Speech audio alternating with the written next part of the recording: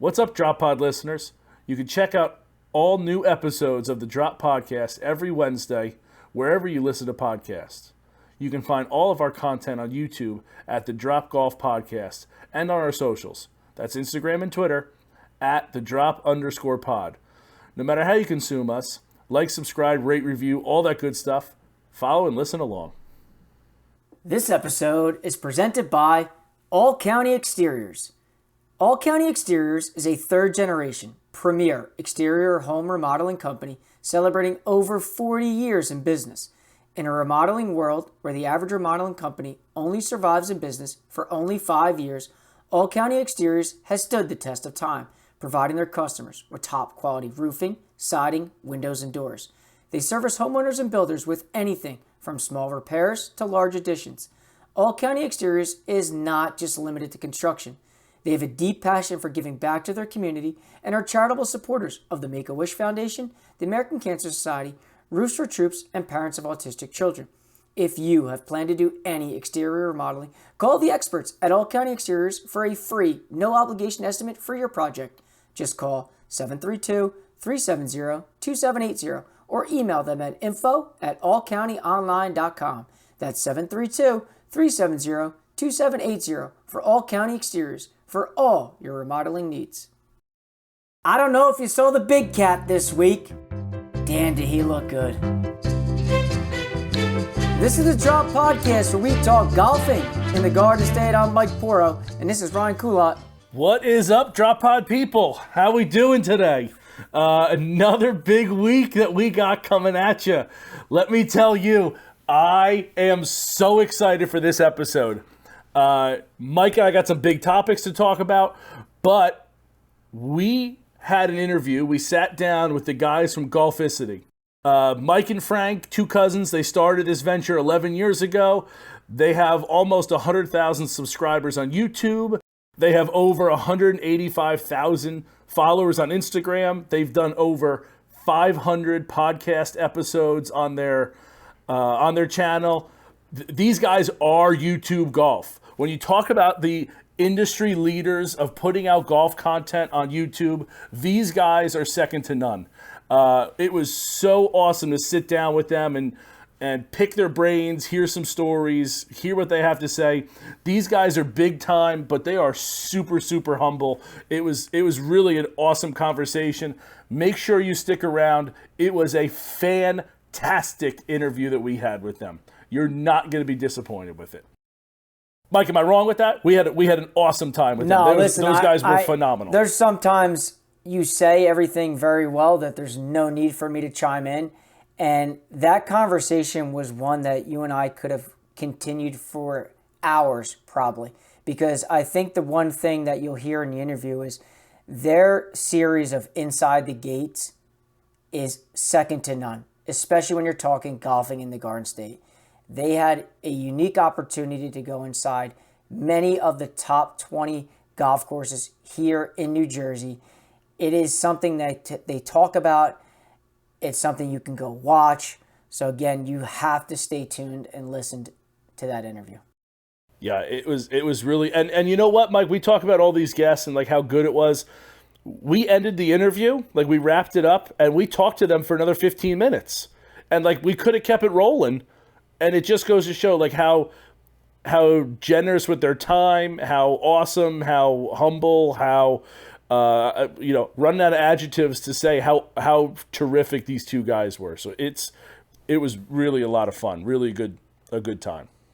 Mike, I know you got some breaking news for us. Why don't you tell us? Yeah, I got a couple things here written in the notebook that I think I'd love to share because I think like a lot of people, the winter's coming, and I know that, daylight savings time hits us hard because now it gets darker sooner, and I'm of the thinking that I'd love to have light later in the day, but I guess, with daylight savings, you can't really have that. So, I start thinking like, oh man, I can't wait until next spring because I know the clubs are starting to, get put away in the garage. So I started doing some thinking ahead and seeing like, all right, let's just see if any of these major associations have their tournament venues picked out for next year.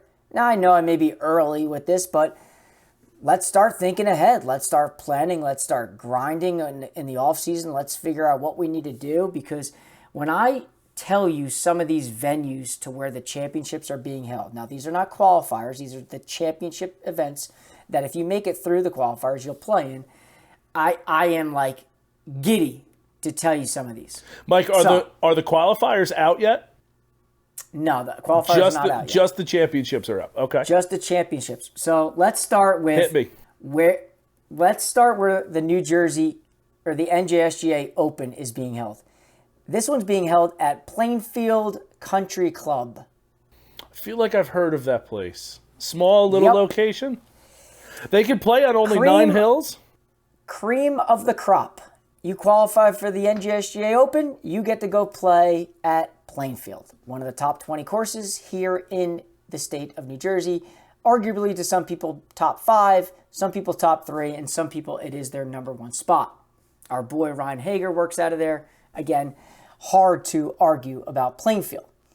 Next up is the NJSGA Amateur, which is going to Forest Hill Field Club out in Bloomfield. Yeah, I completely butchered that, but Forest Hill Field Club is hosting the NJSGA Amateur at Bloomfield. Holy hell. In Bloomfield. We might need to backtrack. In Bloomfield. Yeah, my God. I might need to move over that one real quick. So yes, the NJSGA Amateur is at Forest Hill Field Club in Bloomfield, New Jersey. Third time's a charm there. Next, let's talk about the 4-ball. Because that was one of the events that, I was fortunate to get lucky in and play. That was a personal one for us. This year, yeah. Jim Nance was along the ride. This year's 4-ball is going to Hollywood. Another top 20 golf course. Arguably for some people, top 5. That's a top 10. Listen. Hollywood hosting this year's NJSGA 4-ball. Hollywood.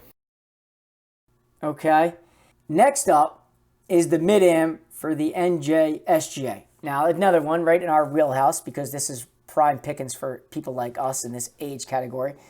This is going down to Union League National. Ooh. Now, I know we will get into that one a little later in this episode, but I will save my thoughts for that. And I know some people may say, like, wow, we're going south.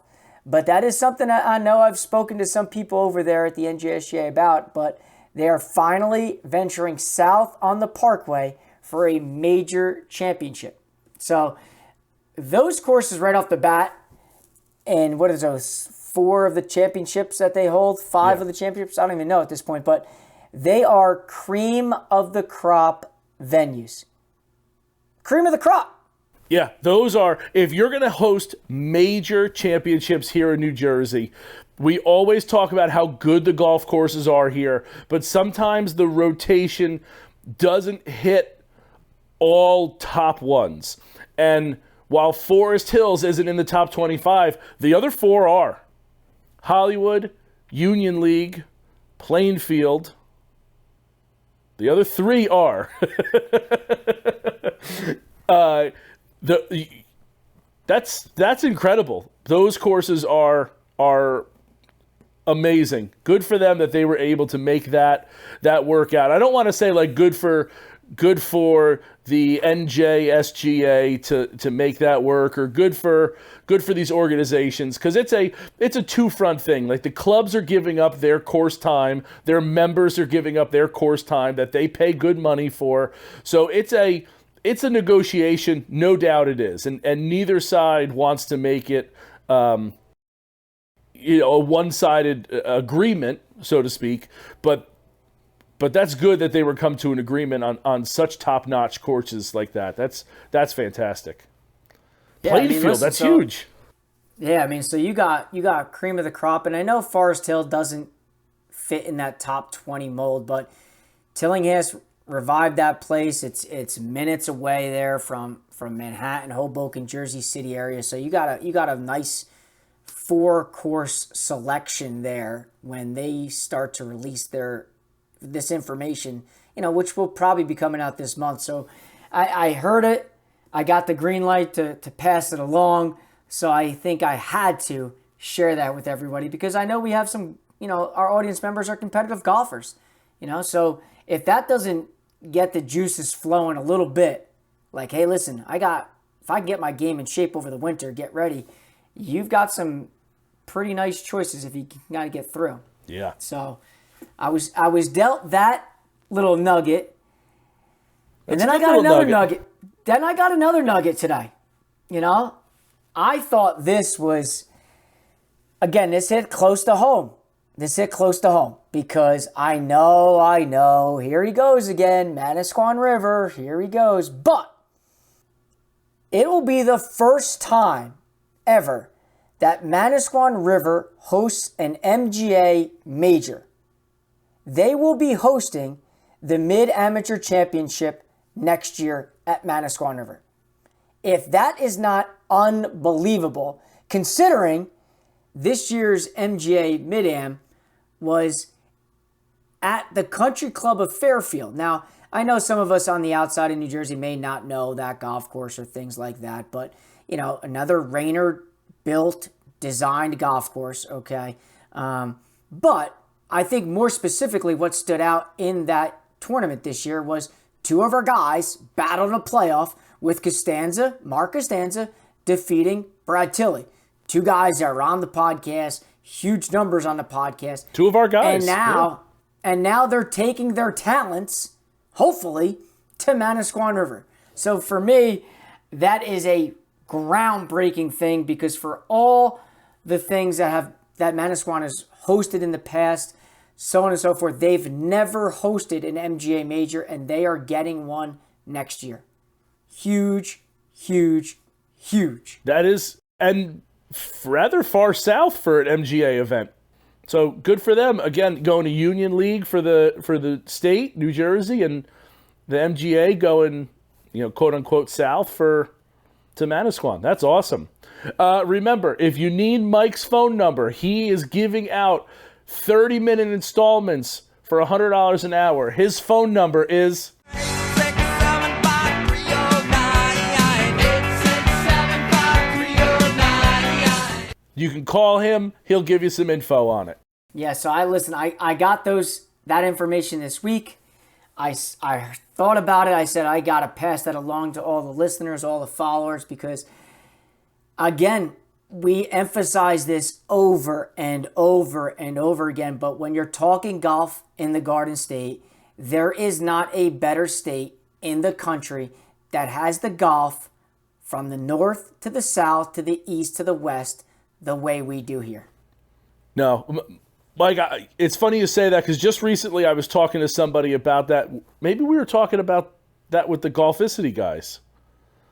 That might be who we were talking about with. Like, honestly, the only ones that rival us, I think, California, New York, and then like Arizona. Those are really the four that you could argue. And then I would make the argument that, sure, you have a ton of great golf courses, but look how small New Jersey is compared to all those states. And if you want to argue New York, I would argue that those are New Jersey adjacent because you're not talking about like upstate New York necessarily. You're more talking about Long Island. So those are within Jersey-able range. And we just have it compacted to such a smaller area than they do out in California or Arizona. So it's a small race, but we're definitely up there for sure. There's no doubt about that. Yeah, so those couple things were written in my notebook. I had to get that off my chest and get that out there because this is the Drop Podcast, and we're all about dropping little nuggets here and there. So there's a little tidbit for everybody. But the last thing I want to get your opinion on, okay? But I don't know if you saw the Big Cat this week. Yeah, listen, I know he was down at Cabo checking out the golf tournament for the PGA Tour, was at his tournament. I'm not talking about that. I'm talking about Tiger caddying for Charlie for 3 days, lugging the bag around while walking. Damn, did he look good. He looked good. He did not have a limp this time, which the last time we saw something, he was using his club as a cane. So he's definitely improved. And maybe he was using it as a cane to kind of throw us off the scent a little bit, but there was no hitch in the giddy up this time. He was I'll go physical therapist. His gait looked even as he walked. He definitely didn't seem to be having a problem on that. So I don't know if that equates to winning the Masters like you do, but he definitely is currently able to walk without any kind of hindrance. Well, I'll say this. We do know there's a couple end of the season tournaments that he has now put on his schedule that he tries to get ready for. One of them is the father-child event down there in Florida, which I think that him and Charlie have circled as something they'd like to take from the dailies. And his own little event out there in the Bahamas, the Hero. I think those are, and if you notice at the Hero, there's one tournament exception still available, or exemption, whichever the word applies better, but there's one available left. They didn't name that person. Just hint, hint, who that may be. Mm-hmm. And then he's got the TGL starting in January on ESPN. And hold on, if he wanted to join the Hero and there were no sponsor exemption, he would just join the Hero. It's his tournament. He's just going to jump in if he wants to.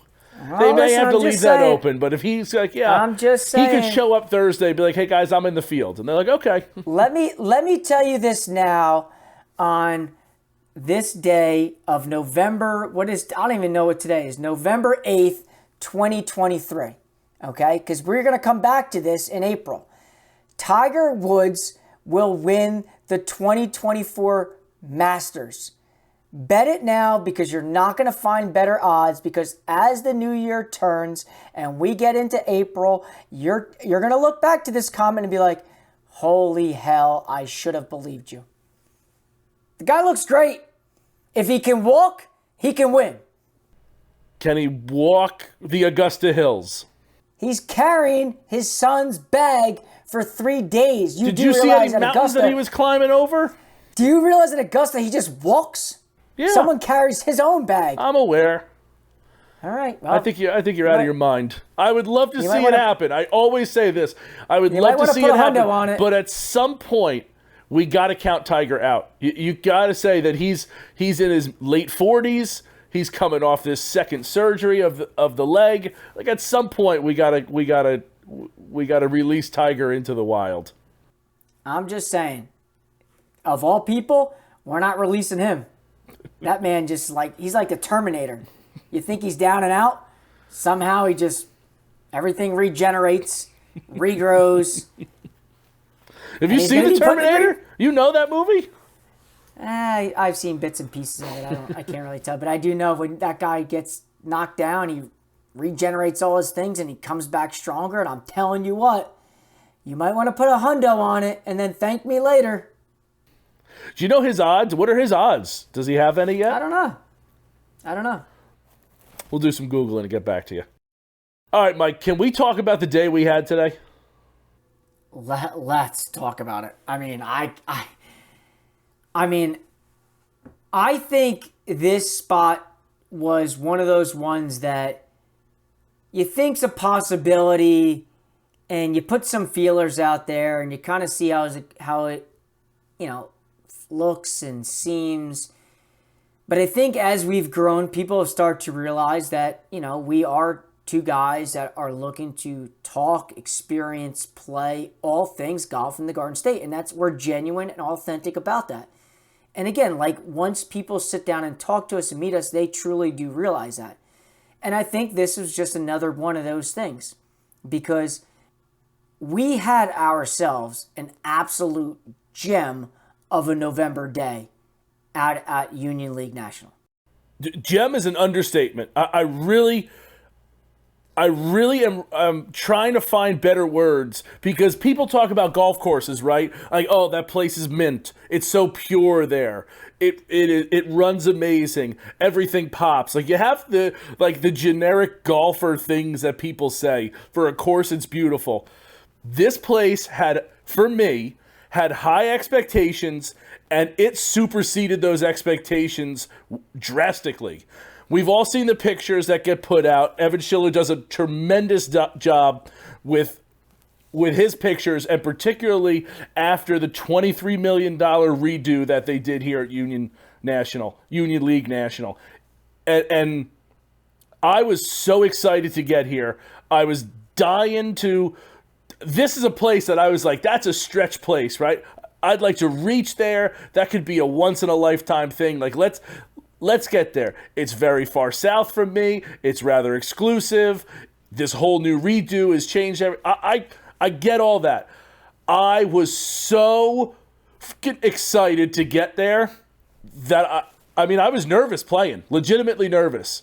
And because I'm so excited to get there, like you want to play well at a place that you've been excited at, right? You don't always get those, like, you're not always geeked up to play those kind of places. Like, I'm sure you were when you went to Pine Valley. Everybody knows Pine Valley. You're definitely like nervous, anxious, excited, all those that, like, you want to play well and can you bring your game?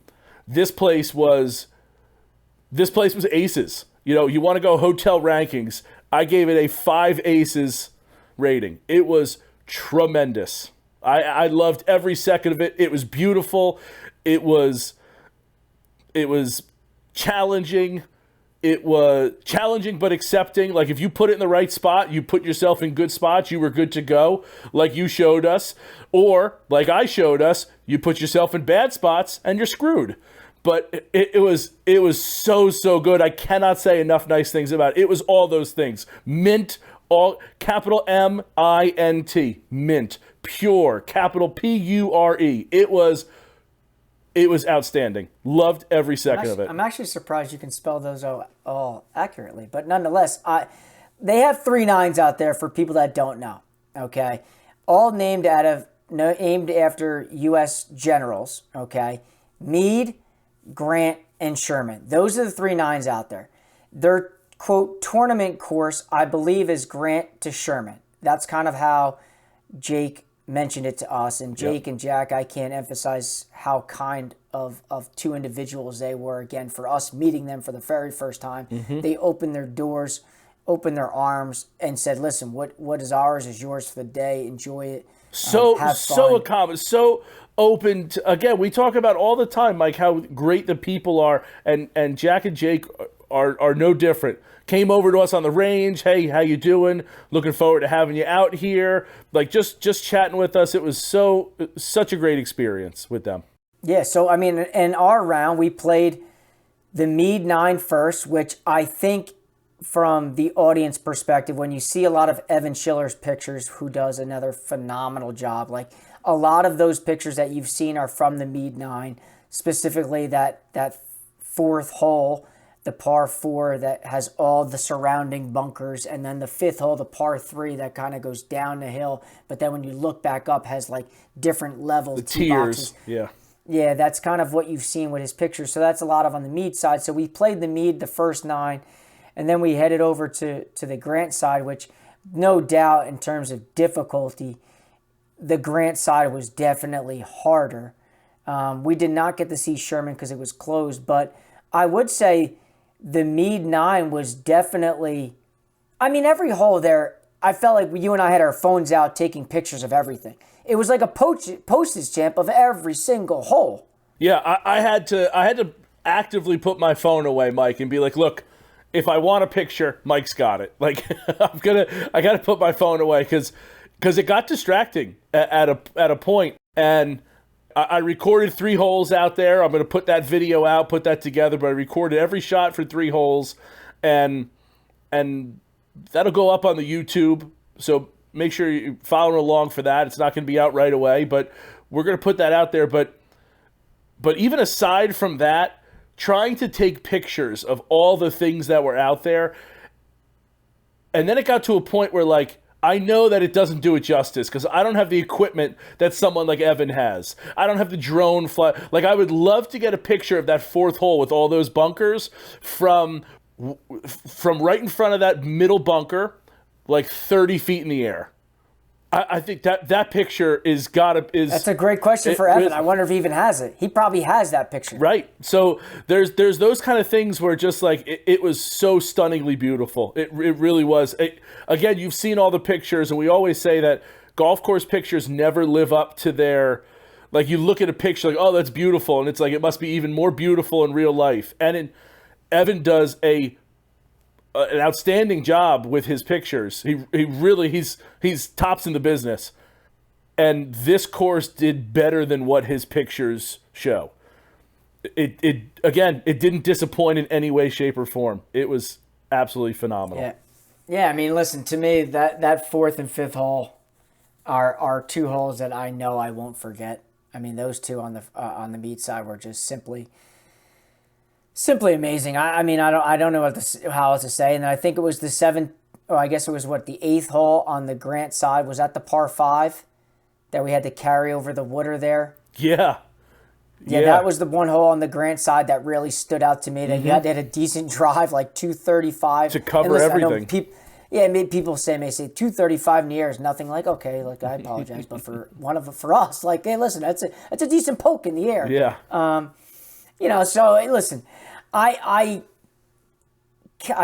would say the one thing that may not have been perfect was they did aerate the greens about 2 weeks ago, so there were some spot situations there on the greens, and I can see the greens getting very tricky because even some of the pins that we saw were very, very difficult. Oh my God, there was a couple that were just flat out diabolical. Yeah, and I can see on a normal, summer, spring day when it's hot and those things are rolling, it could get a little dicey out there, and it could get probably pretty frustrating. I could see that. 100%. There's no doubt there. The greens were a lot bigger than I thought they'd be. And they did a really good job in their redesign of putting multiple tiers, might not be the right word, but like multiple sections of the green where you have like mounds in the green where if you're on the correct side of where the pin is, you're going to have maybe not a flat putt, but you don't have to go up and over much undulation or anything like that. Whereas if you're on the wrong side, you're like, hey, I'm going for the middle of the green, and you hit the middle of the green, but the pin is back right, you may have to go uphill, over a mound, and then downhill into a swell, and that's going to be impossible to keep any kind of, to get it close, to be quite frank. So, yeah, they had some really tough spots. That's a really good golf course, and for them to be hosting an event, I'm super excited about, because as they told us, the Mead they think is their, Jack and Jake both thought the Mead was their easier of the three. And then Grant and Sherman is their championship 18. And it was very true. Not to say that Mead was easy by any means. You played phenomenally. But it was definitely harder. Grant was definitely harder than Mead was. And when you have an event with that kind of caliber golfer coming to it, you're going to want to really bring out who the best golfers are. And I can see some really high scores in that event for sure, especially with, you look at Manasquan this past year, had some guys in the 90s. You're going to have the same this year. It's going to happen. Yeah, I mean, Manasquan, the AM that we saw. Yeah, that was the AM there. This will be the mid-AM at Union League, so it's maybe a little bit different clientele. Not to say that, the mid-AM golfers aren't very, very good here, because, God, we could go on a rant on all those guys too. But, listen, I think the renovation. But my point is, high scores are out there. There's no doubt they are. Oh, yeah, no doubt. I think what and for people that don't know what Union League National was, a little history here is like, this is the old Sand Barons. So I know maybe back in the mid 90s, early 2000s, like, this was still accessible. People played Sand Barons. And then it kind of like got bought out, and these guys came in, Union League came in and dumped, like you said, $23 million in, and Dana Fry, who is one of the architects who originally built Sand Barons, came in with Jason Straka and completely redid this whole place. I mean, from top to bottom, you would not even recognize a single hole from what Sand Barons was to what Union League National is today. So I can't emphasize it enough. I mean, Mike, they moved. Didn't Jake say they what was moved the number? 2 million cubic tons of dirt? Wasn't it was that what it is? Like they dug out. Outrageous. He said it was rather flat. I mean, there were parts of this that I said out there. It looked like Ireland. Like they had these big like not mountains or hills, but like what's the different types of grass there was all even out the there. grass, but like the man-made mounds. Yeah, I don't like even the know, mounds like that vegetation. The vegetation. But just like having the I don't know. mounds of the different sides of the holes, it was. They did a ton of work. I never saw it before Sand Barons, but you look at the pictures. They have the before and the afters are out on the Instagram and everything, and it was again, wow, spectacular. The other hole to me on the Grant side that kind of stood out was that second hole. Was that the par 3? The par 3 is the third hole. The third hole. Okay, the third hole. Like tiny little green, maybe like 140 yards, 130 yards. Mm-hmm. But again, that green, you missed that green left, forget about it. Which I did. Forget about it.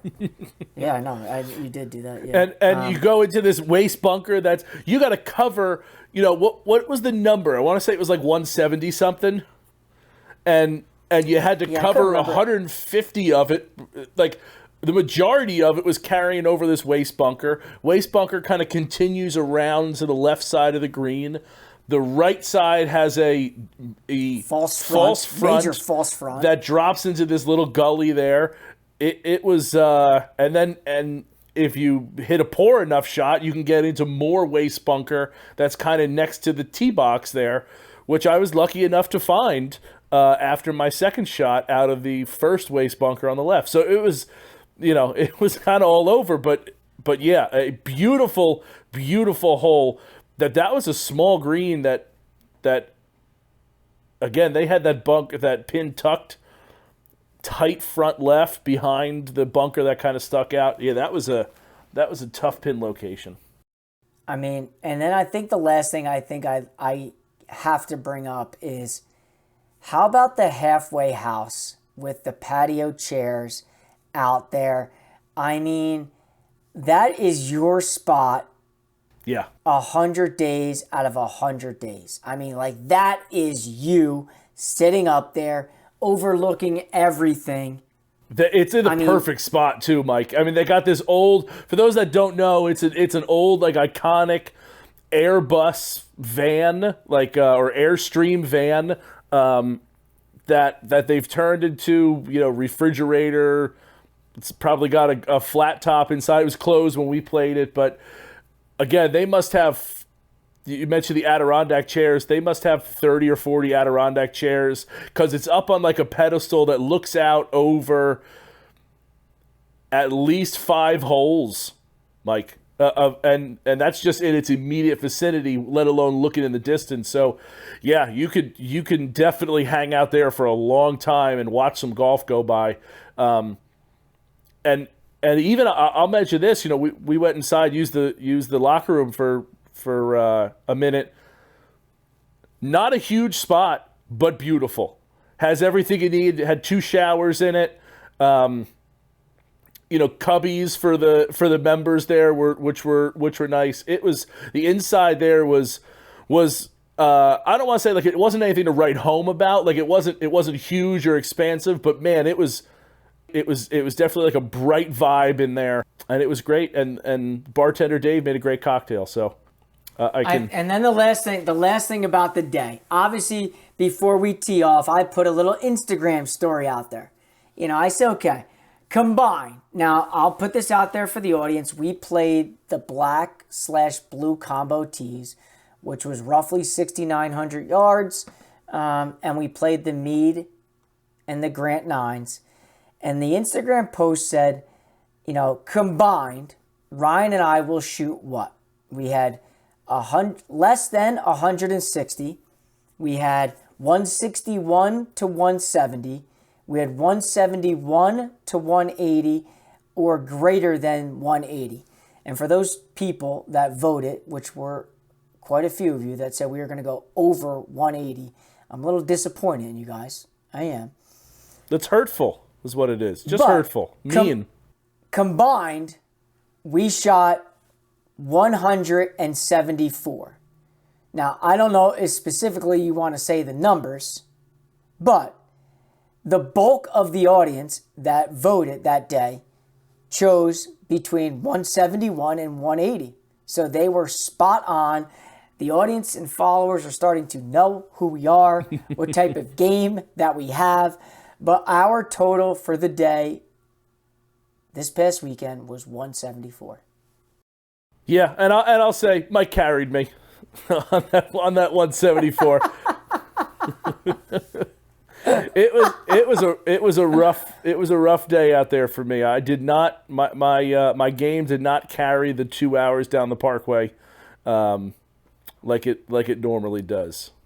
Yeah, but I mean, listen, that place, when you and I sit down in the winter and we start talking top private golf courses that we had the opportunity to play in 2023, don't be surprised to see that name up there for either one of us. But that is a spot that I will say this, that if you get the invitation to go play, it's a no-brainer. Drop what you're doing, pack your bags, and head south for the winter. That's a New Jersey spot. I'm not gonna say hours on that one. If you are in the state of New Jersey, and even if you're outside of New Jersey, go play that spot. It was that good. It really was. We talked about it when we did the Golficity guys, and we talked about like the rankings when they did their behind the gates, inside the gates. Inside the gates. You're not breaking into the top 5 of the state, right? Pine Valley, Lower, Somerset, Upper, Plainfield. Yeah, I'd even say Essex County may be in there and Upper may be out. Essex is lower. I'm just going with what the list. What is the list? Okay, so let's do this. Let me give you the list, and then I'll tell you where I was going with it. So, obviously, like I said, Pine Valley's number 1. Okay. Okay. Then you got Baltusrol Lower. Okay, number 2. Then you got Somerset Hills, number 3. Okay. Then you get Baltusrol Upper, number 4. Okay. Plainfield, number 5. And as we talk about in the interview, there's courses that are below this that are going to be top 3 in any other state, but where you're not breaking any of those, right? And I could still argue that Ridgewood is 6. Wow, okay. So you're really not breaking into the top 6 anyway, because you got a course that hosts PGA majors is 6th on the list. So really, like, when you look at it, you're not getting very high on the list if you're in the list. Is Union League listed in that list? So yes, this is where I'm getting at, right? So to say like you're not breaking into the top 6 because those are established, the longevity of those 6 is not getting moved, right? Tons of history. Exactly. Tons of history. So then 7th, Galloway. Ever heard of it? Wow. What? Really? Yeah. That high? That high. See, I love Galloway. Never in a million years would I have thought Galloway's number 7. Okay, so let me ask you this. Hollywood or Galloway? Hollywood. Okay, Hollywood's 8. Galloway's 7. Okay, I need it. Then and this is we got to get your boy on there. We got to get this Golf Digest guy on there to talk about this. This may be a topic for another day because I could dive deep into this list. And we're going to at some point because we're going to talk. We're going to wrap up our summers. I just wanted to kind of show you the list that those guys, because they're going to talk about the list as well. So we should know. Your course, number 9, Bayonne. Liberty Love National. That spot. I got to get there. Liberty National, 10. Trump Bedminster, the old course, 11. Mountain Ridge, everyone's talked about Mountain Ridge, 12. Essex County, you just mentioned, 13. Wow, I thought it'd be higher. Okay. The Ridge at Backbrook, one that you and I both love, 14. And then Union League's better. Union League's better than the Ridge. And then you got Union League. Now, Union League is new. So maybe they were like, okay, this is kind of where it fits in. I don't know. Maybe stuff still needed to grow or whatever. In my opinion, now this is without playing Mountain Ridge, which everybody loves. Haven't played Essex County. Played the Ridge. I would agree. I think that Union League is better than Mountain Ridge. I think Arcola is better than the Ridge. Than the Ridge. Yeah. So again, we're going to debate. Where's that. Arcola on that list? But listen, this could be a topic that you and I spend hours. Arcola is 16. So okay. we could spend hours, and I'm sure we are later when we put out all of our summer ones. My point is, though, Union League is new to the list. It's starting at 15. It's not going to break into the 6, but it's going higher. There's no doubt in my mind. I'd be shocked if it is not in the single digits at some point in the next year, 2 years, 3 years. And of course, that's not on the list, Mike. And I'm just going to mention this, and we're just going to leave it there. I don't need to hear any other comments. Nothing else like that. North Jersey Country Club. You want to know what they are? NR. Not rated. NR. So, again, we're going to get into that at another point. But just to kind of show you, this place is already ranked highly in the state, and it's going higher. It can only go up. So it was tremendous. And again, that's Mike, that's going to kind of lead us into our guys at Golficity that we spent about an hour with, chatting it up. That's their inside the gates. They got to play a whole bunch of those courses in the top 25 in the state and put out a video series. So shameless plug for them. If you're not following them, go to their YouTube channel, check them out. They're 15, 18, 25-minute episodes of the courses. They go through some history there. I mean, how cool was it seeing they have a shot where they're looking at a member's log of a meeting that had Thomas Edison signed into a meeting. He's a member at Essex County Country Club. So that was really cool to hear the stories about how they stayed at Baltusrol the night before. There's that golden hour, and then they go out and play the next day. So many cool stories. So if you don't follow, you don't subscribe, Golficity on their YouTube page. Same with the Instagram. We had an awesome interview with them. Make sure you stick around for that. We're going to throw it to you now. But before we do, make sure you also follow us. YouTube, the Drop Golf Podcast, Instagram, the Drop_pod. Give us a follow, like, rate, review, subscribe, all that good stuff. Here's our interview with Golficity. Enjoy. So today's guest is a big one here when you're talking golfing in the Garden State. We have the privilege to have the guys at Golficity to come on, talk a little bit about their background, their history, and more importantly, which I'm just in love with, is their new series that they have out, finding different spots, majestical spots, top-rated golf courses here in New Jersey. Gentlemen, thanks for giving us some time to come on today's show.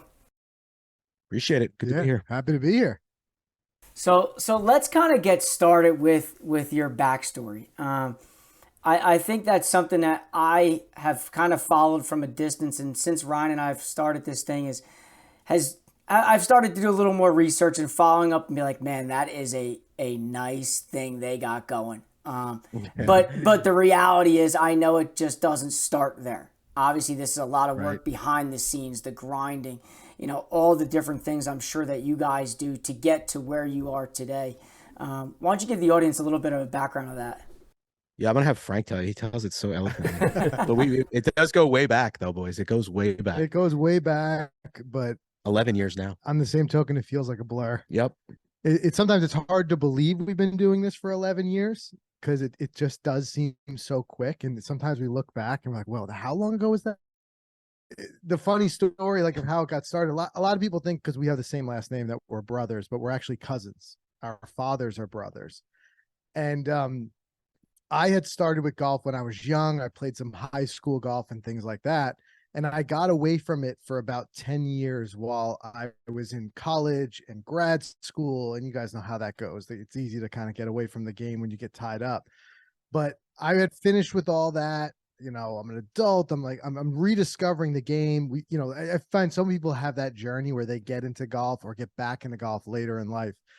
But at the very same time, Mike was just first taking up the game. Like, we both also came from many other sports. Mike played a lot of baseball. I played football, things like that. So we had that background, but it was at a point where he was taking up the game and I was getting back into it. And it was just like almost a fresh start for both of us. And we were just talking one day, and like, we noticed we talking a lot about golf and about what we were doing. And we were like, just for the heck of it, even if it's just for us, let's just document it in some way of how we're enjoying the game, how we're learning the game. So blogging was popular then. And blogging was like kind of the thing 11 years ago. So we got started there with a blog. We were just kind of typing out some of the tips that we had learned. What we knew back then was like a lot of the instruction that was coming from professionals. And there was always this thing where they made it seem like so simple, but it was easy to them and like hard to us. And we're like, we need someone to explain this the way we can understand it. So we figured, let's learn what we can and then kind of disseminate it to other people who are at the same level as us. So we did that for a little while. And then at the time too, with the job I was working, I had a long commute. I was driving an hour each way every day. So I was listening to a lot of podcasts, and podcasts were just starting to really get any type of traction 10 years ago. So I think there was one other podcast about just golf one at the time. Yeah, Golf Smarter was the other one that was out there. So I listened a little bit to that, but I'm like, you know what? Let's start a podcast. And the other reason, I have to jokingly say, because there is truth to it, whenever we would go out, like, with our wives, they would always complain, why are you guys always talking about golf? Right. So we're like, listen, let's at least carve out an excuse one night a week where we'll just talk about golf for an hour and we'll record it. Yep. So it started off Zoom calls, Google Hangouts, however we could do it, from our bedrooms at night, recording, and it just kind of grew from there. We did say it took about 3 years before anyone even listened to the show. Yeah, there was nobody out there. I think it was just the two of us just talking into the ether. But like I said, we had our excuse to talk golf, so we were happy, and this is what we were passionate about. So we were doing that, and then as the podcast got traction, we started to get some opportunities, like media invites and things, to go do things. And we would start to do these things and we would be like, wow, I wish we could show people this. So that's where we started to bring the cameras out. And then we started the video side of it with just vlogs and just experience documentation. Yeah. And it was kind of funny. Well, the first video we shot, there was a media day for 18 Birdies was the company, and they did in the city, and it was fun. And it was they were showcasing some indoor spot. But part of it was that they had a little competition, a 2-man scramble in the simulator that we were at. And the winner would get an all expense paid trip to play in the Pro-Am at Bay Hill. How cool is that prize? Wow. Right? That's an incredible prize. So, right? So this is the first time we decide we're going to start bringing the cameras. So we had the cameras there with us. We were on a team. And we ended up tying another team. I believe it was two girls from Golf Digest. Right? Yep. So it comes down to a putt off. And in the simulator, 20-foot. No, they have there was a real green next to it there. Yep. So this was at a place called Golf and Body. I don't think it's there anymore in New York City. But Mike drained a 15-foot putt, won the thing. Let's go. You got to bring one guest in your thing. So of course he brought me. I was his caddy for the event. So that became our second video, became a what do you call it? A Pro-Am with played with Molinaro. Francesco Molinaro. Wow. So but the whole experience is like a whole vlog type thing. And then like, I think that's what really started to launch the YouTube side of it. It was that whole thing. And it was right around that time that even our greatest partner, Titleist, reached out to inquire to start to work with us, so it all started to happen in 2018 for us. And that's when it was. Since then, it's just been full foot on the pedal, growing every channel, the golf podcast, along with the YouTube channel, just step by step by step. It just kept going. And Frank left his job last year to go full time with it. So Yeah. it's been an incredible journey. I was just going to ask. Are you guys at that point in 2018? Are both of you working other jobs, or what's? Oh yeah. Oh yeah. Okay, and then So just up until last Wow. year. Yeah. It was a true, like I said, if you're not passionate about your hobby, it's impossible to keep up the pace, because that is the fuel that drives it. Because I will tell you, there were so many times when this was very difficult to do, because we have kids about the same age. They're starting to get a little bit older now, but like having very young kids doing two jobs, like if it wasn't something we loved doing, it would be hard to show up for what is now, we just record our 501st podcast episode. And I think we've done something like 400 videos. So Yeah. there was a long time. Yeah. Thank you. There's a long time where it's just like, you really have to love it to keep that grind up, because you're juggling a lot of things. I joke, I laugh. I mean, it does get tough because the kids are getting older, but we take about 6 trips a year now to film various projects on the road. And I think I looked at Frank the other day and I said, it's just incredible what we do for a living. Like we're Myrtle Beach last year, Sea Island, and just getting around to all of these incredible golf destinations that some people may never get to in their life. So, yes, we have this business, but we're trying to like stop along the way and pinch ourselves and be like, wow, like I can't believe we're here. We talked about, I'm sure we're going to talk about it, but we got to play Pine Valley. It's an experience we dreamed about for a decade plus, and it finally happened. And we probably would have never gotten there without this business. So it's been wild. Yeah, that's incredible. So when you're going, so early days, right? You guys are just getting started. You guys are just like, cell phones are not what they are today, right? So are you recording on a cell phone? Are you lugging cameras around? Like what's that early days of like the vlogging like? The point and shoots, right? Yeah, little point and shoot cameras. Like Yeah. some of the first like digital cameras that did video, and they're harsh. I'll tell you. Go back and watch some of those videos. Yeah, they're bad. But like that's where you got to do. I think so many people, and we had to push through this, because so many people, they feel like they see where YouTubers are that they respect, and like they see how far along they are, and they're like, I can't do that. But if you scroll back, I guarantee on any of those YouTube channels, you're going to see nobody started there. So we were just like, that was the hardest part, was just getting our feet wet of like what it was like to speak to a camera and do all that stuff. And we just said, we're just going to do it. You know what I mean? And we had these little point and shoot cameras, and along the way we've adapted to whatever we need to adapt to. Like I remember we filmed, and this was not that long ago, it was maybe 3 years ago. We got to film Baltusrol Lower, and at the time, the stipulation that they had for us was, they said you can film it, but nothing bigger than a phone, because they didn't want the distraction of a camera out there. So we did that entire vlog on our iPhones. Wow. And to this day, it's one of our more watched videos. So I tell people like, yeah, like we've evolved in the equipment and stuff we use, and we have a production level that we want to accomplish. But in the same token, you can make a good video with anything now. So it's just like, we always encourage people, go out, film your rounds, go do it, like share it with the world. Why not? Yeah, I mean, listen, I look at it from a distance, and I, 501 episodes of a podcast is unreal. Like Ryan and I joked around when we started. We're like, we're now going to be like 56 for 56 consecutive weeks. And then I feel like that's a lot. But when you guys say 500, I'm like, holy hell, it's a whole different world. But Yeah. I do think people like yourselves give guys like us motivation and say, hey, listen, like, everybody looks at where you are at that moment. Like, oh, you guys got over 90,000 subscribers on YouTube. And I'm like, oh my God, dude, that's insane. You guys got millions of views on certain videos. Like, I see you got our guy, Lewis Kelly, on there giving his $1 million drill. Like, I'm like all in on what goes on. But I don't think people truly grasp the behind the scenes stuff. Like, how hard is that early on? And what are some things that, like, now as you guys have gotten to where you are, like, what's the next step for guys like you? It's always for us just finding ways to get a little bit better, Like we know that there's a balance between like the production and like just getting the videos done to a certain extent. Like if you go too far and you really try to make the production a certain level, you may not actually get it done. But for us, it's been a lot of experimentation with new things, new formats.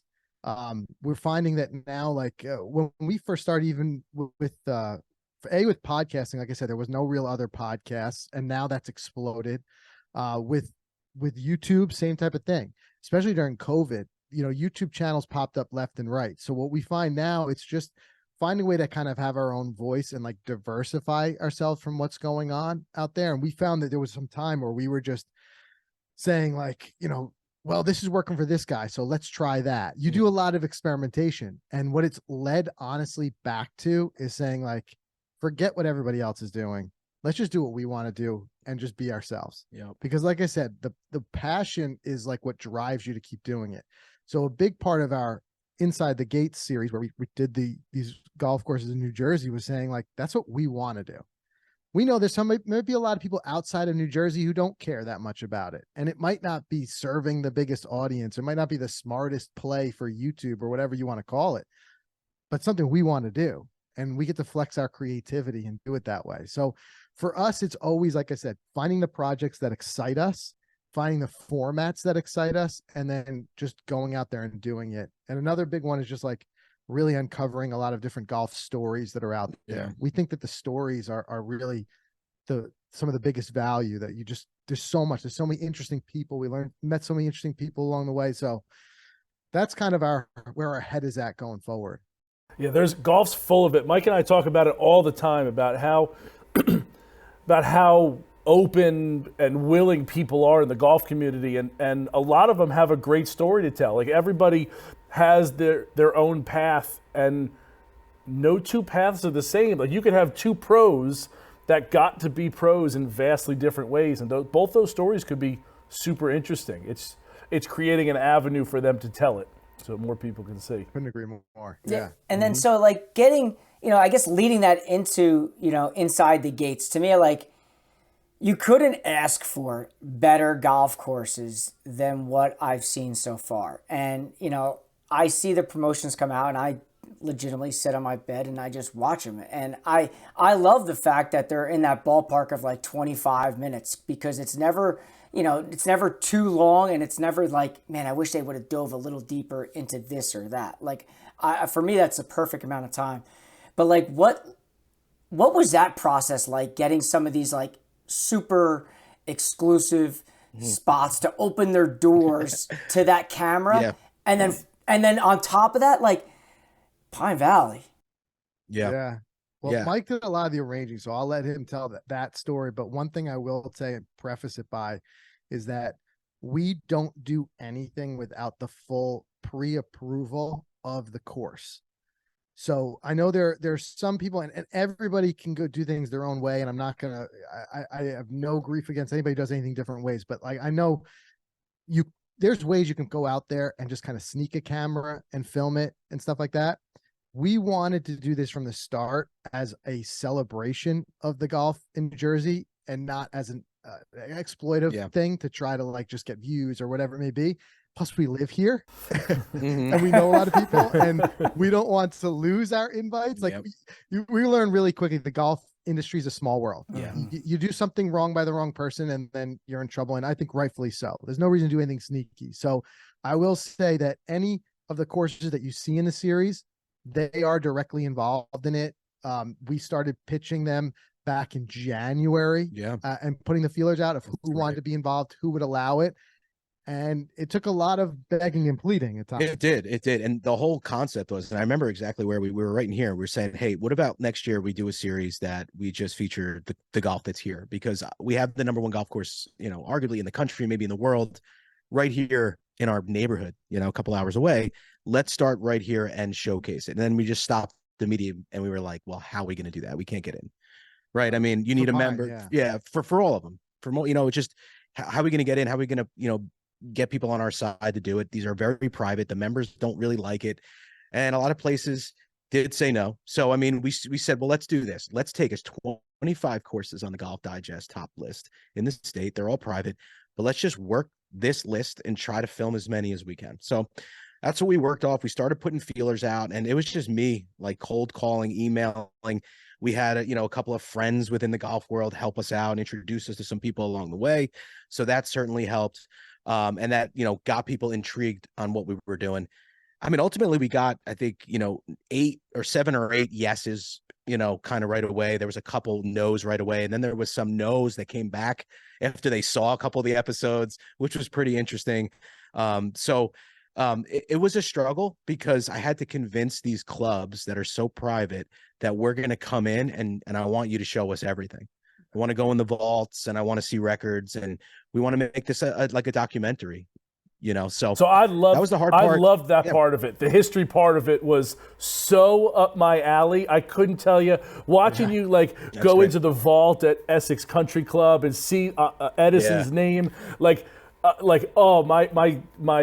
history spidey senses were tingling. It was really, really cool. I loved that part of it.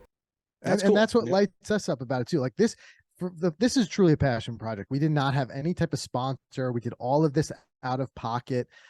So it was like we had to do like what we wanted to do, but like that's what it came down to with these courses was you got to keep in mind, like most times, like where any business is going to create content, it's going to be as a marketing tool, right? But none of these courses need marketing. They're all full up on membership. They've got long waiting lists, so they don't need us in any type of way. The way that they wanted to do this were the clubs that, like I said, even as private as they are, they've got great stories. They're very proud of what they do at these courses and their membership and things like that. So for the ones that wanted to just have a vehicle just to open up and allow us to show that, that's where the win-wins were. Sure, like Mike said, there were some clubs that were just like, no, they just didn't want any part of it. But there were other ones that were like, you can sense it. And that's why it wasn't just us on camera for the series. We wanted to put the people there on camera and let them tell their own stories too. And you can sense like the enthusiasm in their voices with it. But yeah, a lot of them, they're like, the first call, like, what do you want to do? Like, there's no consequence. Like, you can't even bring your cell phone in here. Like, we're at least we were lucky was that we had a catalog of videos that we've done so we can show them a basic idea. But as soon as the first thing we did after we filmed episode 1 was we rushed to cut it together for an internal copy that we could then push around so that people, you can explain something all day. Some people need to see it to understand it. Mm-hmm. So they're like, this is what we want to do. And like, oh, that's different. Because like I said, there's a lot of other things circulating on YouTube. There's a lot of formats. People, they don't know what you're trying to do. So that then got a lot of no's turned into yeses when they saw and that's where I'll go back to saying, like, there's a certain area where there's a value on production value. If you can invest in some production value, I think some certain courses and things will rather tie their name to it. So we really went overboard as much as we could to really get the production value up on this. But yeah, then the yeses, some more of the yeses came in, but I'll tell you, there were some that took months of approval, a lot of waiting on, oh, well, guys, the next board meeting is in XYZ month. We'll pitch it at the board meeting and see how it comes back. Then we've got to ask the members if they're okay with it. So a lot of stuff to happen behind the camera that you never saw. So I will tell you guys, oh, sorry. Nope. I just want to say, go ahead. One of the coolest experiences of this whole thing, and I don't know if you really see this in the videos, you might. By the way, we've got the closeout of the series. The next 4 episodes are going to be incredible. Just the courses that we kind of put at the end of the series here, they're going to be wild. And we got to spend the night at Baltusrol the night before we filmed there after coming off of Hollywood on a summer night with the most beautiful golden hour sun on that golf course. Because you guys are Jersey guys, you know the course, you know it. So, I mean, that episode into, the next one, the bangers are coming. Not that they're all not good, but we got some exciting stuff coming up. I can't wait to play that one, especially now knowing that you spent the night there. That at Baltusrol, that clubhouse, like sitting on that terrace with the sun setting at that golden hour, must have been absolutely spectacular. So cool. And then obviously, go ahead, Ryan. I was just going to ask you. You mentioned like the behind the scenes stuff and going in and filming. Who's doing all this? Is it you guys, just you two filming and editing? Do you have like a guy that's doing a camera? Like what's the team like in the background there with you guys being the face of it? Yeah, I mean, look, we could never say we did it all ourselves because that's just not true. Like although we're the core of it, we've had some helping hands along the way. I will say, as far as coordination and stuff like that, Mike has headed that up. He's been the one, calling the golf courses. Once we make a connection, he'll, work with them to move on to the next one. And then I've been more so coordinating a lot of the editing and things like that. So I used to edit all of our videos. It got to a point where I just could not do it or handle it anymore, to the point where like I was holding us back. We needed to be able to get that out. So luckily, about a year ago, we brought another editor on board who we're able to trust, who's very good at what he does. And we took about a year to kind of like get him understanding of the way we want to have our videos done. So when we did the first episode, Canoe Brook, I edited that one to set the tone and the pace of what we wanted to do, so that I could then pass that off as an example to the editor. After that, we had our one editor who edited most of the series. And then where you guys are going to see a shift, when we get to the Somerset episode, you're going to see a totally different style. It's an experimentation that we're doing. There we brought in a professional director of photography and a professional editor to really level up. I mean, people throw the word cinematic around, but we want to experiment with going cinematic to the nth degree. I mean, it's going to look like something you'd see on Netflix when you see it come out. And part of that was also at the request of the clubs. There were some clubs that were like, if we're going to do this, it has to meet this requirement of production value. So we're like, okay, this is a collaborative effort. But Mike and I do, I would say 80 to 90% of the filming when we're out there. We did have a guy on the team who was helping with flying some drone. He's since moved on to another job. But so I've taken the drone back and I've been doing that again. And then other than, the one other editor who had come out there and do some filming with us, right. It's about 80% us and then 20% of some other moving pieces. We've gotten to an incredible rhythm over these last like 7 years of playing golf and passing back and forth different cameras. It's funny, even now to this day, I'll hand caddies cameras, just not, you know what I mean? It just gets funny out there. But Frank and I, we have such a rhythm with, you grab that camera, you put that, we know where to position our cameras for the best shot. We each have one out there. And like Frank said, we had a drone guy at that point, just flying drone. So we had a little bit of a production team out there to help us with this series. No doubt. No doubt. That's so cool to see, because you look at like a group like Foreplay that has such a massive production behind them. Obviously, it's got the four guys that are doing it, but they're never doing any of the filming. They have got, like, each guy's got a camera. They got the claws in the cart. They got the whole production, but they have Barstool funding all of that behind them.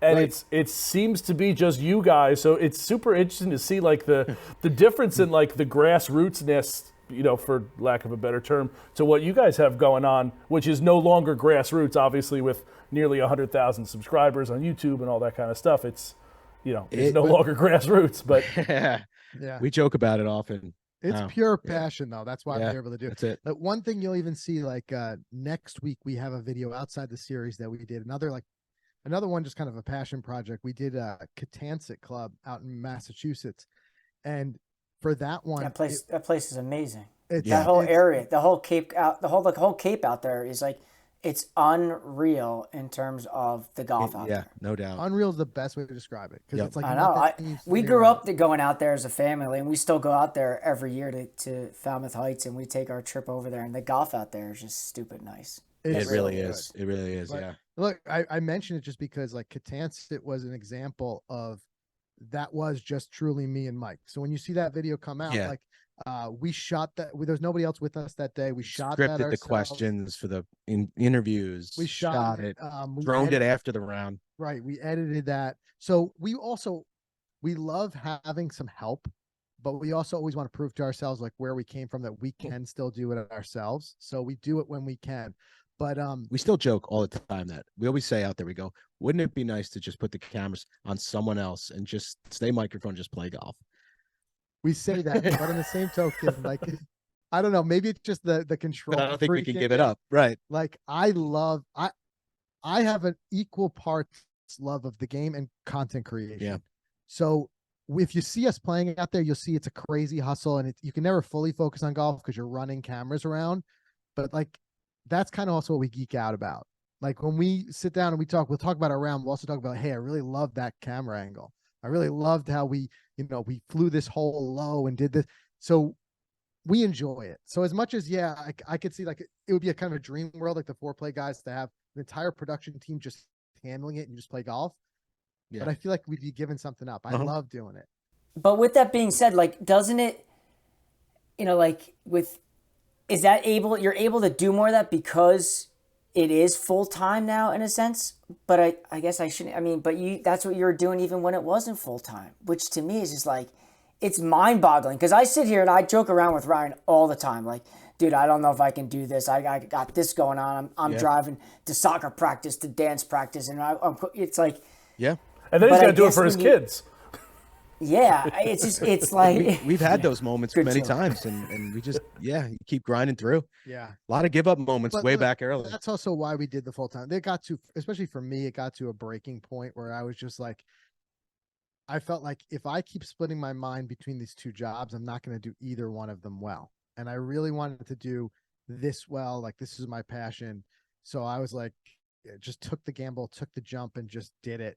And at the end of the day, I just didn't want to ever look back and have a regret and be like, hey, we had something there and I didn't go all in on it. So there's undeniably, as much as that was a tough grind, and it still is, yes, to answer your question, it definitely opens up more avenues by doing it full time. And we could never keep up this production level without that. Yeah. And I guess that leads me to Pine Valley, because when I first touched base with you guys, I don't know who directly, who I was speaking with through DMs and whatnot, but I think at it's the the time mics. I was The mics clearly talk. yeah, so there you go. So at the time I was in Cape Cod, and I saw, and a lot of things that I do on our social media is like, let me just get lucky. Let me throw a DM out there. Maybe people respond. And I've been overwhelmed with how many people actually communicate that way. Never knew it. And when you guys responded, I'm like, oh shit, we're doing this. Like we're going to figure it out. And when you said you're playing Pine Valley, I was like, unreal that I was getting an invite the end of August to go play for the first time ever. And I was like, well, this is a perfect opportunity for us to relive a dream, I'm sure, for a lot of people. But getting that invite to there, no disrespect to all the other spots, but like, we're talking Pine Valley. Yeah. Like, how does that go about? But one thing, I don't even know if you're allowed to tell me. And can I add this? Does the series go if you don't have Pine Valley? It's a great question. Yeah. Look, from the start, the biggest challenge we had was that we really wanted Pine Valley, but on the same token, we didn't want Pine Valley to be the whole story, to the point where these other courses looked like just stepping stones or things that we needed to leverage to get to Pine Valley. We wanted Pine Valley to be the anchor that brought in the interest for people outside of New Jersey and be like, hey, it's the #1 golf course, watch this. And then maybe they'll watch the rest of it. But we really, truly felt like the story of the series was all those other clubs, and we wanted to make sure that they all got their own independent, attention. So I think we would have had a fantastic series even without Pine Valley. And we did not know that we were going to play it when we started the series. We figured, if anything, if we had to make a video at the very end where we just, or we're truthful to people We and said, dreaded hey, that. we did our very best, but we couldn't play it. If we did, we did. But at the end of the day, we feel like we got some great, because, places like Baltusrol, I mean, the facility there, you just think like, here's a golf facility that has the #2 and #4 golf course in the state as their two courses. Like, there's so much great stuff. We knew we would have a series. But as far as Pine Valley goes, it's just like a lot of things that had to happen really well to make that. And there's no doubt that there was some luck on our side. Mm-hmm. Unfortunately, as much as we wanted to do like a real behind the scenes for this, you guys kind of know how the politics works of memberships and stuff. And there's a lot of people who are very cool about helping us, but didn't necessarily want to be forward facing with it. Yep. So we can't really unveil who our people were who got us into certain positions. But what I can say is that we got very lucky that somebody was able to get a membership and get in there, and we had Someone saw our vision. relationship and saw our vision and got us in there. So there's definitely some luck involved, and we started this thing without knowing what was going to happen. Yeah. How does the idea come about? Like, are you guys just tossing it around, or because it's a great idea? It's, as you started with, the courses here are second to none in our state compared to, like, you have maybe 2-3 other states in the country that could even be in the argument, and even then, Mike and I both still think New Jersey's got it, right? So, Yeah. I mean, how do you guys come up with that idea? Just bouncing ideas, or That's just it. We're always trying to come up with new series ideas, for our travel for the following year. So this was just one of the ideas, and it's funny because the name changed so many times going throughout the series. It started as the Road to Pine Valley, then it switched to like Best in State, and then it switched to Inside the Gates. And we were just kind of pivoting because, again, we wanted to just make sure the focus was in the right spot for the audience. So I don't know. This is just one of the ones we said, hey, it'd be kind of cool to show the audience almost like what it's like to be a member for a day, kind of, so to speak, at some of the world's oldest and most private golf courses right here in the state that has so many. There's just, like you said, there's just so much great golf. Yeah, there's great country clubs, great golf courses in every state. They've got, your Muirfields and wherever you go, Ohio, it's got it.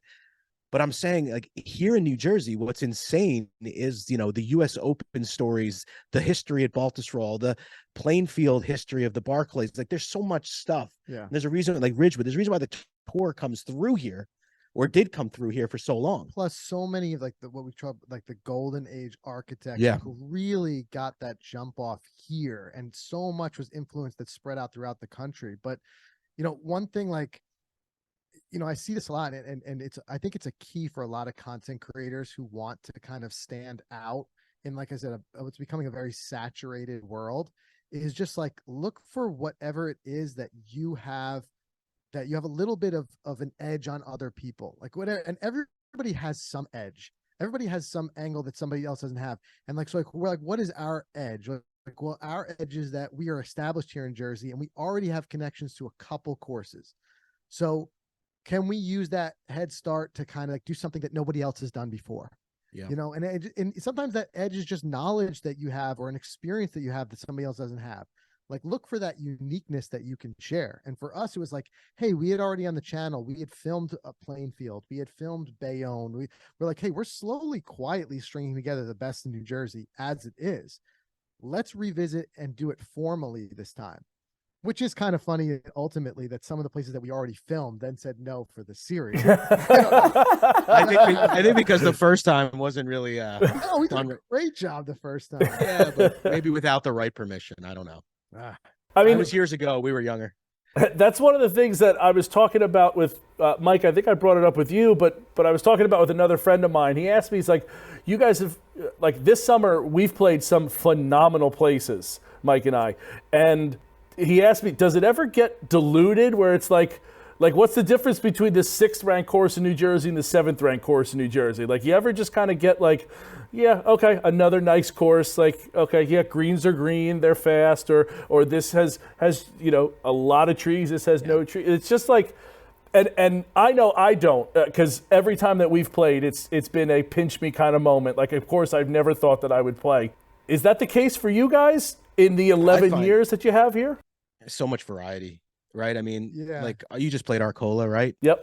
Yeah, I mean, the greens, you won't find those at any other golf course. No place in the world. The fastest greens, you can No go there. place in the world. You know what I mean? And Plainfield, some of those false fronts, like that 11th hole, that par 3, like, there are holes that are so dangerous. Like, you won't get that at some of the. So everyone's got flavor, and they're also, in my opinion, pretty different. Yeah, I think I've never learned as much as I did doing this series. Like, I learned about architects and Rayner and like how they went about and approached their and, like I said, that history stuff kind of lights me up. But I think the other part of it was because we involved the staff who were there.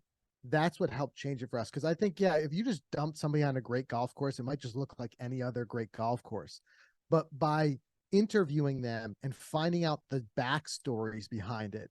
You know, the one club that was founded by women and how that story That's went. right, Like, Morris County. Yeah, that was so cool to hear. Right. Yeah. And we, like, I think you wouldn't get that if you just got an invite, you went and played and you didn't really know the context. So I think for us, getting that context really kind of helped show how really different all of these experiences are.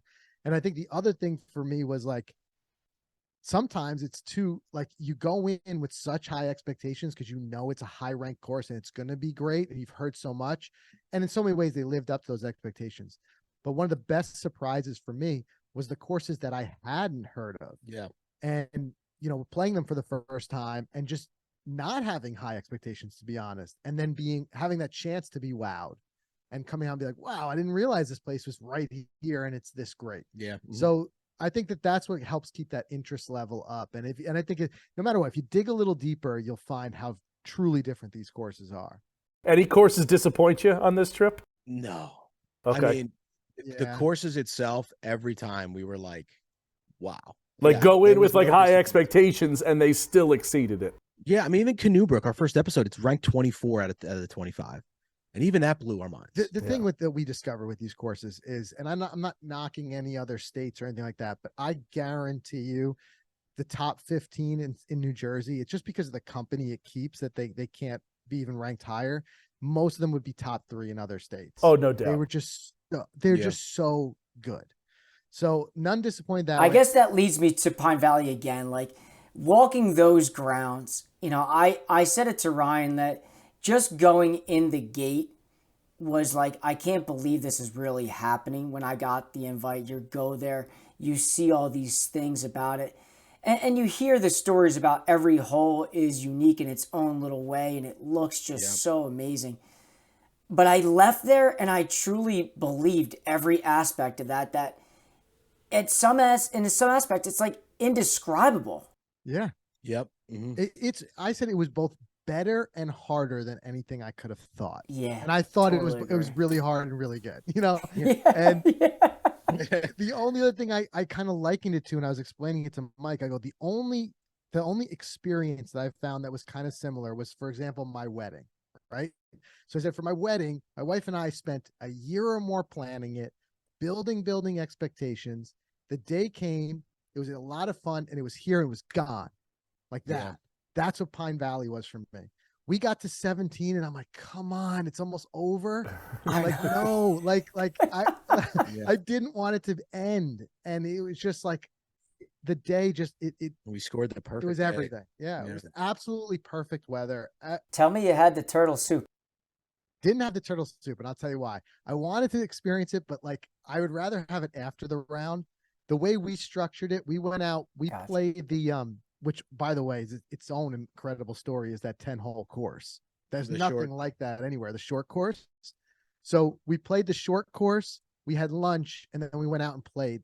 And I'm like, so we did a little bit of a lighter lunch because we were going to, go walk it. But that was the one thing that everybody said to me. They said, Mike, because I had told only a few people because I didn't want the member to be outed, and I was like, I'm not going to try to do that. But they're like, listen, if you're going, you have to have turtle soup. And if anybody knows me, I am the pickiest person when it comes to certain foods. Like, I know what I like, and that's it. Yeah. There's no, and I'm like, no, you got to try this. I'm like, dude, I can't do it. But I ate it, and I said to Ryan afterwards, I said, I will gladly have another bowl. Yeah, that's what everybody says. It's so good. But you think snap or turtle soup? You're like, Yep. We did have a cookie. I did take a cookie on the way out. Definitely had a cookie. Was good.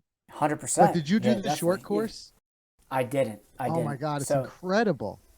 Yeah, and it's funny because when we left, and the member said to me like, what did you think of it? I said, this place is just, I don't even have words. Yeah. I said, this is just like an experience I'll never forget. Got the bag tag, your name's on it, the whole nine. You're treated like you're somebody. And no offense, at the end of the day, like I look at like who I am. I'm a gym teacher. That's what I do.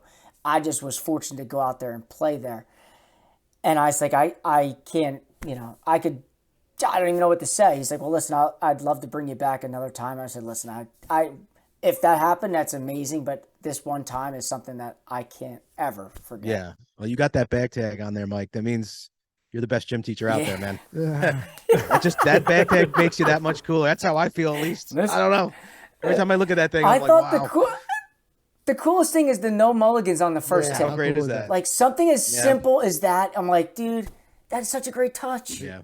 There's cool. nothing at It that is. place that's just not perfectly thought out, perfectly taken care of. But man, that the way to do it was that short course. So if you get a chance to do it, play that because again, like nothing. And we played so many golf courses. I've never experienced this. It's not just like the Cradle or where like have like short courses. It's 10 holes that are replicas of the approach shots and the par threes that you are going to play. So you're getting it at Oh, bat. wow. Yeah, Whoa. you're getting a little Yes. taste. So like It's pretty spot on. every too. one of them is a replica of that whole, like, so you have your par threes, but then they set you up some, like it's like 300 yards. They set you up for a par 5 for your 2 approach shots in. So you get a feel for it Wow. before you go out and play it. And it's like, it's got to be the best way on earth to warm up for golf. That's really interesting. I didn't know they had that there. Yeah. That didn't even cross my mind to ask any favors while I was there. It was just like, let me just like take this whole thing in. Yeah. Mike actually tiptoed. He wore slippers there as to not leave Yeah. any footprints. He just, That's the way to you do know, it. I got lost in the pro shop. just trying to, I want this, I want Yeah. that, I Oh, want yeah. this. you That's know. the number one question we get in the DMs is how much do you guys spend at the pro shop?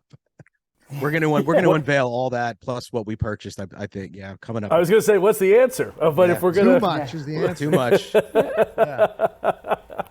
Would I be crazy to say that, and I don't even know if you want to answer this question, but was there a favorite spot inside the gates? And I thought the title was phenomenal too, by the way. Really I thought was. that was like Thanks. a perfect title for that series. But what is it fair to ask that question?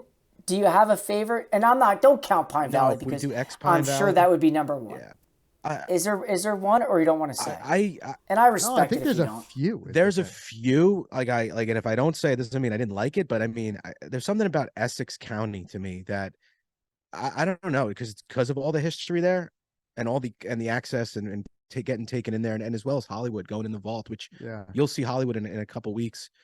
We got to go down there. I think where we got that access to me was my favorite. You know, I think some of those It was moments wise, I it don't was- really know. again, like the different people and doing this collaborative effort. Like Essex was cool because they called us up even after we filmed it, and they're like, "Hey guys, while we were digging through the vault, we found this old footage from 1929 or 26 or whatever. And if you guys can help us like digitize it and stuff, then you guys can use it." So we went back down there and we helped them with that. We got it all digitized so we could use it.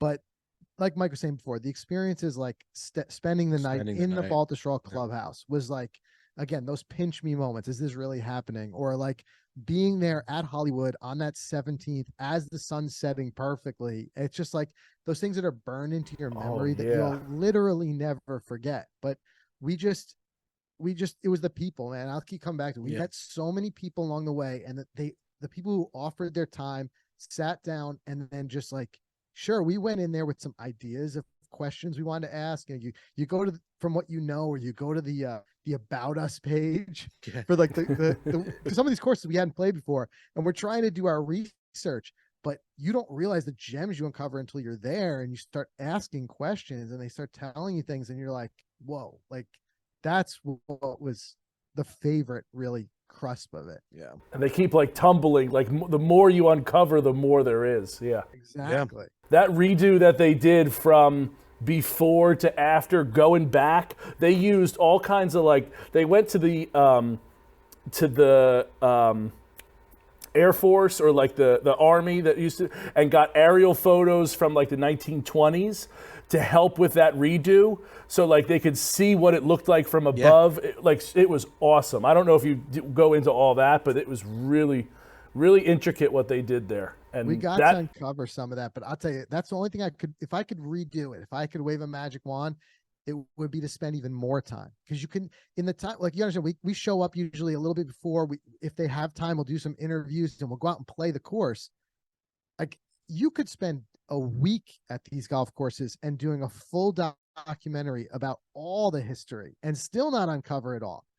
So I just feel like we still, as much as we tried to dig deep, we left a lot of stones still unturned. So I don't know, a revisit maybe in the cards one day. maybe there's a season 2 coming up. Exactly. That's the plan. That is the plan to keep this thing going and continue. I mean, maybe it's, inside the gates, Pebble Beach edition next year, something, or something like that where we hit the West Coast. We don't know, but that's all Yeah. part of the planning process that does come up for us this time of year. So it's Very exciting. cool. You're gonna have to head south to Jupiter because Yeah. you could be playing golf course after golf course down there. But Yeah. but listen, I swear to God, I think this is something Ryan and I Yeah. could talk to you guys for hours Yeah. about all this stuff. So I can't thank you guys enough for giving us some time today to come on the show, and I can't Well, can't thank you. recommend it enough that if the audience has not checked it out, Inside the Gates, it's an unbelievable series tapping into all the good golfing here in the Garden State.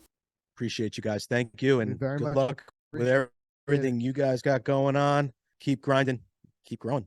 Appreciate it, fellas. Thank you so much. Thanks, guys. We'll talk Thanks, to you guys. soon. You got it. Thanks. Take care.